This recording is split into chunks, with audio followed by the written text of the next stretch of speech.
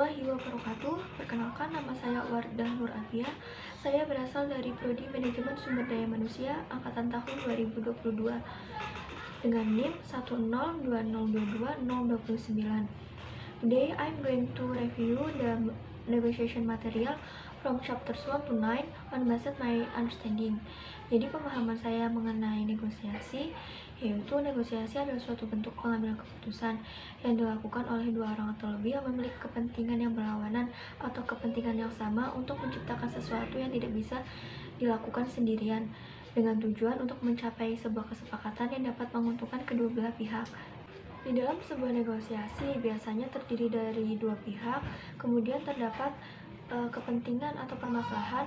Yang ketiga itu negosiasi biasanya dilakukan atas dasar pemilihan, karena salah satu pihak tidak mau menerima keputusan dari pihak lain dengan begitu saja atau dengan gampangnya. Yang keempat, negosiasi itu terdapat proses memberi dan menerima yang bisa dilakukan dengan cara kompromi. Dan yang terakhir itu negosiasi dipengaruhi oleh dua faktor. Yang pertama itu faktor berwujud seperti perjanjian dan harga. Yang kedua itu faktor intangible atau faktor emosi dalam diri setiap individu, seperti rasa ingin dihormati, rasa ingin diperlakukan dengan adil, rasa ingin menang dalam sebuah negosiasi. Negosiasi adalah salah satu cara untuk menangani atau mengatasi sebuah konflik. Nah, konflik yang saya ketahui dalam mata kuliah negosiasi ini terdapat 4 konflik. Yang pertama itu konflik intrapersonal atau intrapsikis. Jadi konflik yang terdapat dalam diri individu itu sendiri. Misalnya, saya ingin membeli es krim tapi saya takut gendut. Nah, itu kan konflik dari dalam diri individu itu sendiri. Yang kedua, konflik antar personal. Konflik antar individu satu dengan individu yang lain. Misalnya konflik saya dengan tetangga, konflik saya dengan saudara, atau konflik saya dengan teman satu kamar kos gitu. Yang ketiga, konflik intrakelompok. Jadi konflik yang terdapat di dalam suatu kelompok itu sendiri. Dan yang terakhir itu konflik antar kelompok. Jadi konflik yang terjadi antara kelompok satu dengan kelompok lainnya. Di dalam sebuah negosiasi terdapat dua strategi tawar-menawar. Yang pertama strategi tawar-menawar distributif, yang kedua strategi tawar-menawar integratif. Strategi tawar-menawar distributif yaitu yang saya tahu adalah strategi dengan prinsip win-loss atau menang kalah. Jadi salah satu pihak berhasil mencapai tujuannya dan satu pihak lagi terhalang atau tidak bisa mencapai tujuannya. Biasanya negosiator yang menggunakan strategi ini adalah negosiator yang tidak memikirkan efek hubungan jangka panjang yang akan ditimbulkan. Misalnya suatu saat akan terjadi cekcok atau kesalahpahaman dengan lawan negosiator lainnya. Namun dalam strategi ini terdapat poin positif, yaitu kita bisa memaksimalkan hasil negosiasi yang memang kita inginkan. Selanjutnya yaitu strategi tawar-menawar integratif. Nah, yang saya tahu dari strategi ini yaitu strategi ini berprinsip win-win atau menang-menang. Jadi keduanya itu sama-sama mencapai kesepakatan yang saling menguntungkan dan mendapatkan apa yang sama-sama mereka inginkan. Nah, biasanya tuh negosiator yang menggunakan strategi ini adalah negosiator yang memikirkan efek hubungan jangka panjang yang akan mereka timbulkan dari negosiasi saat ini. Biasanya dalam melakukan strategi ini, kita bisa melakukan diskusi untuk mencari solusi dari permasalahan atau konflik yang ada, sehingga kita sama-sama mencari jalan tengah untuk mencapai kesepakatan yang menguntungkan kedua belah pihak. Jadi ketika kita bernegosiasi itu kita harus memperhatikan dulu dan mengerti bagaimana dan gimana posisi kita dalam bernegosiasi, baru kita dapat menentukan strategi tawar-menawar mana yang akan kita gunakan. Misalnya strategi tawar-menawar integratif atau strategi tawar-menawar distributif. Jadi kita sesuaikan dengan posisi kita dalam bernegosiasi. Strategi dan perencanaan berperan penting dalam keberhasilan atau kesuksesan sebuah negosiasi. Jadi menurut saya, jangan mengharapkan sebuah negosiasi akan berjalan dengan lancar dan sukses apabila tidak ada perencanaan atau strategi yang matang. Nah, selain strategi dan perencanaan dalam negosiasi, kita juga akan mengenal taktik. Nah, taktik dengan strategi adalah dua hal yang berbeda. Jadi taktik adalah cara kita untuk mencapai strategi, sedangkan strategi adalah tujuan dari taktik tersebut dilakukan. Singkatnya seperti itu. Nah, kemudian terdapat strategi-strategi yang bisa kita lakukan dalam bernegosiasi. Yang pertama itu strategi kompetitif, yaitu strategi yang biasa dilakukan tanpa kita tuh memperhatikan efek jangka panjang yang akan dilakukan. Sama seperti strategi distributif, yaitu win-loss, satu menang dan satu kalah. Kemudian strategi yang kedua adalah strategi akomodasi. Nah, strategi ini biasanya dilakukan untuk negosiator yang ingin meningkatkan dan membangun hubungan dengan negosiator lainnya, seperti memperbanyak relasi. Dan yang ketiga itu strategi kolaboratif atau hampir sama dengan strategi integratif, yaitu strategi yang dilakukan seorang negosiator yang memikirkan efek jangka panjang. Jadi dalam sebuah strategi kolaboratif itu mereka akan menjadi pihak menang-menang dan tidak ada yang dirugikan, namun mereka saling diuntungkan. Dan yang terakhir itu strategi penghindaran. Kemudian perencanaan negosiasi dipengaruhi oleh beberapa hal. Yang pertama yaitu BATNA, yaitu alternatif terbaik dalam pencapaian sebuah kesepakatan dalam negosiasi. Yang kedua adalah WATNA, yaitu alternatif terburuk dalam pencapaian sebuah kesepakatan dalam negosiasi. Yang ketiga adalah resistensi. Nah, resistensi adalah batasan kita dalam melakukan negosiasi. Jadi kita berhak untuk memberhentikan kita berhenti untuk melakukan negosiasi di titik ini, karena kita yakin apabila kita melanjutkan negosiasi tersebut, hasil yang akan didapat itu tidak akan maksimal dan tidak akan sesuai dengan ekspektasi yang kita inginkan.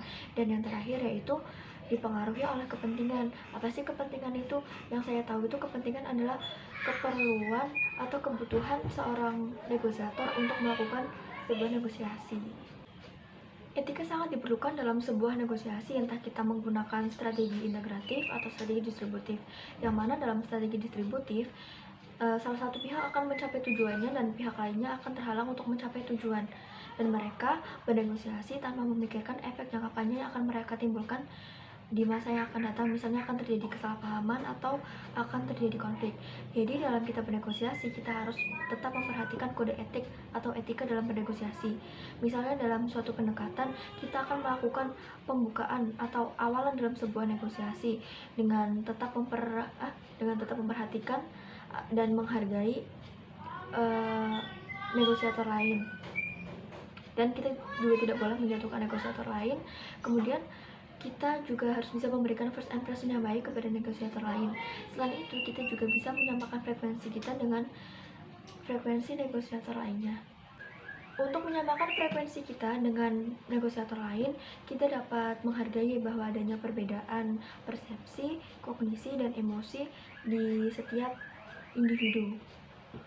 Jadi, persepsi itu proses bagaimana kita menyaring, memilih, dan mendapatkan sebuah informasi melalui rangsangan dari panca indera yang kita punya. Misalnya dari cara kita melihat, dari cara kita mendengar, cara kita meraba, gitu, dan cara kita mencium. Jadi kita terima rangsangan dari luar. Kemudian ada kognisi. Nah, kognisi itu bagaimana cara kita untuk memproses informasi atau rangsangan yang kita dapat dari luar menjadi sebuah pengetahuan. Nah, kita olah informasi tersebut dalam pikiran kita.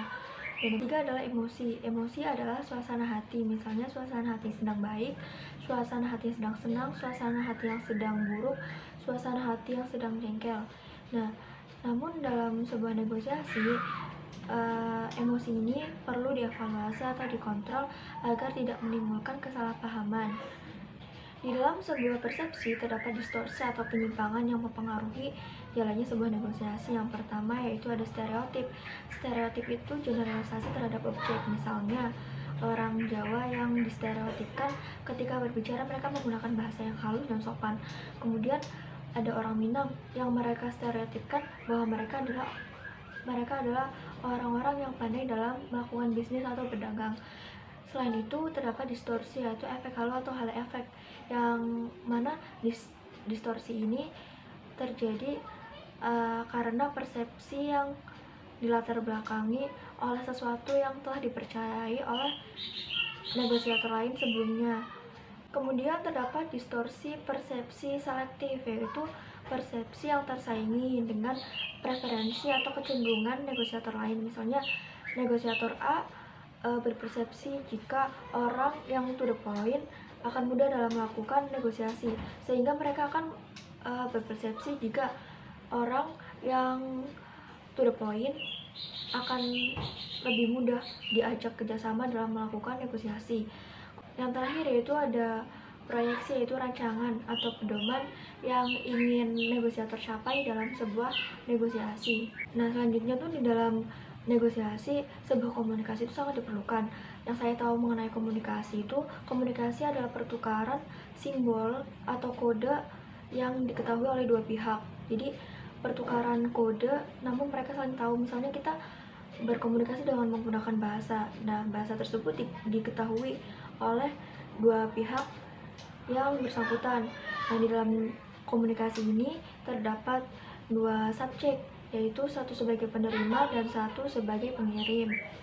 Nah, di dalam negosiasi itu terdapat beberapa hal yang perlu dikomunikasikan, seperti penawaran baik dan motif, kemudian informasi mengenai alternatif, informasi mengenai hasil, kemudian akun sosial, dan informasi mengenai proses. Dalam berkomunikasi, kita bisa menggunakan beberapa cara. Yang pertama yaitu kita bisa menggunakan bahasa atau menggunakan simbol yang bisa dipahami oleh pihak satu dengan pihak yang lainnya. Yang kedua yaitu kita bisa menggunakan dengan mimik wajah atau ekspresi.